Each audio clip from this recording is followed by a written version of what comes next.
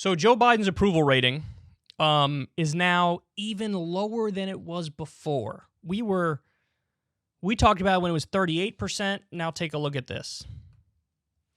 Quinnipiac poll shows Biden with 33% approval rating. 33%. Now, in a CBS poll, words like frustrated and disappointed top people's descriptions of his presidency, along with the feeling that he's distracted and not focusing on what they care about. Biden presidency has made you feel 50% frustrated, 49 disappointed, 40 nervous, 25 calm, 25 satisfied. Look how low the positive words are, and look how high the negative words are. The negative words are double that of the positive words. Now, let me give you some more from the CBS poll, or excuse me, the Quinnipiac poll. 33% is his approval rating, as we said. On the economy, his approval rating is 34%. Foreign policy, 35%. COVID, 39%. This is now legendary and record-breaking for how low his numbers are.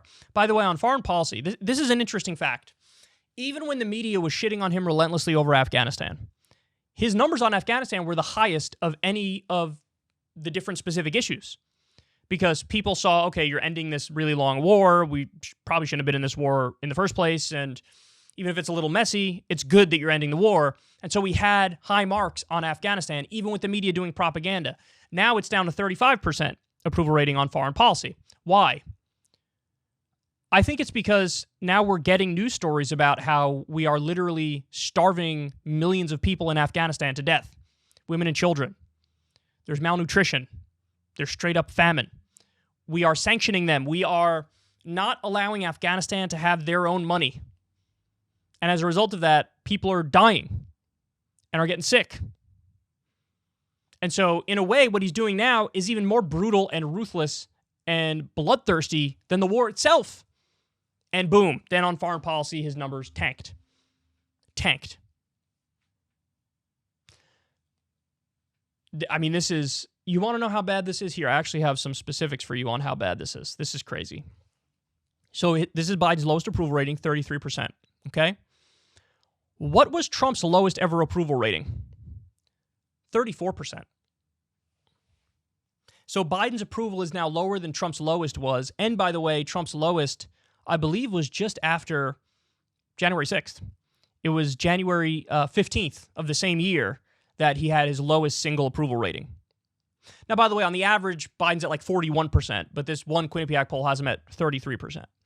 So his lowest individual poll is lower than Trump's lowest individual poll, even after January 6th, when Trump was clearly talking out of both sides of his mouth and on the one hand trying to get people to storm the Capitol. Think about that. Think about how terrible you have to be to get to that point. Another comparison. What was Barack Obama's lowest number ever? 40%. Biden is 7 points lower than Barack Obama's lowest poll. 7 points lower than Barack Obama's lowest poll. Bill Clinton's lowest poll number, 37%. Biden's lower than that. The only people who were lower than Biden at some point, George W. Bush, 25% approval rating was his lowest. And George H.W. Bush in the modern era, 29%. So only the Bushes are less popular than Joe Biden. This is what happens when you don't do anything with your power, your considerable power. This is what happens. The last time Biden really did something for anybody was those $1,400 checks. And at the time when he cut those checks, his approval rating was through the roof. It was over 50%. It was 57%, in fact. $1,400 checks. You gave people a check. They liked you. You sat on your ass and did nothing. No executive orders. No fighting to get Build Back Better through in a way that could actually work. Pandemic is raging across the country. You have no answers as to how to fix it. You didn't invoke the Defense Production Act to increase the production of monoclonal antibodies or remdesivir or other treatments. You earned it. You earned this 33%. and the entire ship is going to sink on the back of Joe Biden. And guess what? All of his staffers and everybody in Washington, D.C. is whispering in his ear, the reason why your approval is so low is because you went too far left. Apparently, it's a left-wing position to sit on your ass cheeks and do nothing. They think that's left. No, left would be if he's cranking out the executive orders every single day. Legalize marijuana, abolish student loan debt, free every single nonviolent drug offender, pardons and commutations, free Julian Assange, free Edward Snowden, allow him back in the country. That would be a left-wing presidency. Threaten to prosecute Manchin's daughter for the multiple crimes she committed in the price fixing when it comes to pharma.